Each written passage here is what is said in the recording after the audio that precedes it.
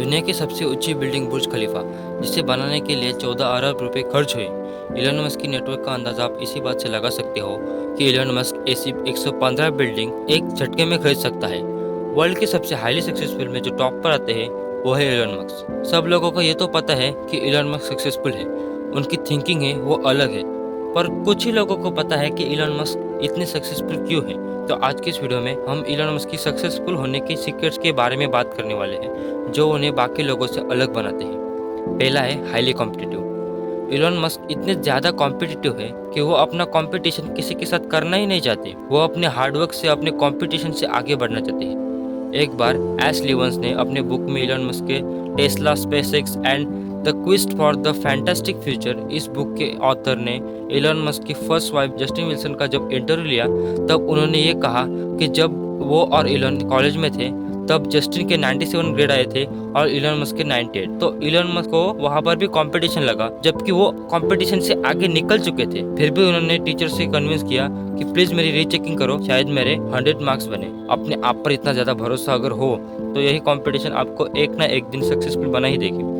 दूसरा है डिटर्मिनेशन। कोई भी इंसान कितना भी बिजी क्यों ना हो, वो अपना बर्थडे सेलिब्रेट करना नहीं भूलता, लेकिन इलॉन मस्क अपने काम को लेकर इतने ज्यादा सीरियस है कि क्या बर्थडे है क्या नॉर्मल डे है उन्हें पता ही नहीं। उन्होंने तो अपने काम को ही सेलिब्रेशन बनाया हुआ है। जब रॉकेट उड़ा सक्सेसफुली, उसने काम किया तब उन्होंने सेलिब्रेट किया।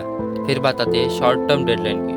इमेजिन करो कि अगर आपको किसी काम को करने के लिए 6 महीने लगते हैं और अगर मैंने आपको उस काम को करने के लिए 2 महीने दिए तो आपके होश उठ जाएंगे। ऐसा ही कुछ हुआ इलॉन मस्क के साथ। उनकी टेस्ला कार की हाई डिमांड की वजह से उनके कार प्रोडक्शन में शॉर्टेज आ रही थी, तो वहां पर भी उन्होंने हद पार कर दी। उन्होंने 3 महीने के अंदर ही उस शॉर्टेज को भर दिया।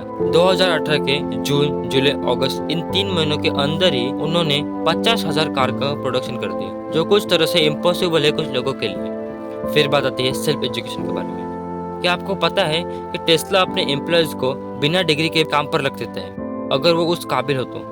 इलॉन मस्क ने एक इंटरव्यू में ये बताया था कि स्कूल आपको 1% ही नॉलेज देती है, 99% नॉलेज है वो आपको खुद से ही सीखना होता है। इलॉन मस्क अपने एक बुक में बताते हैं कि वो बचपन से किताबों के साथ ही बड़े हुए हैं। उन्होंने 9 साल के एज में इनसाइक्लोपीडिया ब्रिटानिका पूरी की पूरी पढ़ ली।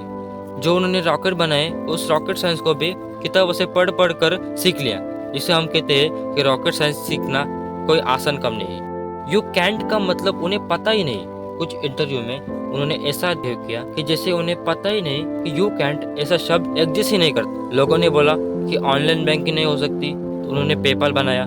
जब लोगों ने कहा कि कोई नई गाड़ी मार्केट में नहीं चल सकती, उन्होंने टेस्ला बनाया और उसे एक लेवल तक ग्रो किया। अब कुछ लोग बोलेंगे कि टेस्ला तो इलॉन मस्क ने नहीं बनाई। टेस्ला एक स्ट्रगलिंग कंपनी थी, एक डूबती कंपनी को इलॉन मस्क ने हाथ में लिया, और जब उसका कंट्रोल इलॉन मस्क ने अपने हाथ में लिया तब उसे कहाँ से कहाँ पहुँचा दिया।